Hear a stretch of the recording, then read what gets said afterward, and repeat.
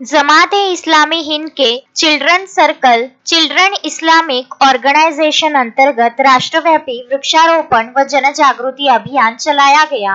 इस अभियान में देश भर में 10 लाख पेड़ पौधे लगाने का लक्ष्य रखा गया है। इस लक्ष्य पर अमल करते हुए स्थानीय जमात ए इस्लामी हिंद धारणी व कुसुमकोट बुद्रुक शाखा के तत्वावधान में भव्य विशाल रैली निकालकर इस महत्वपूर्ण अभियान की जन जागृति निर्माण की गई। इसके अलावा अभियान के महत्व सभी को बताए गए। शहर में निकाले गए रैली में मिट्टी में हाथ, दिल वतन के साथ, आओ एक पेड़ लगाए, अपना शहर हरा भरा बनाए जैसे नारे आकर्षण का केंद्र रहे। जमात ए इस्लामी हिंद की ओर से चलाए जा रहे children circle children Islamic organisation राज्यव्यापी अभियान की जन जागृति निर्माण कर विविध स्थलों पर पेड़ पौधे लगाकर इस अभियान को सफल बनाने का आह्वान किया गया।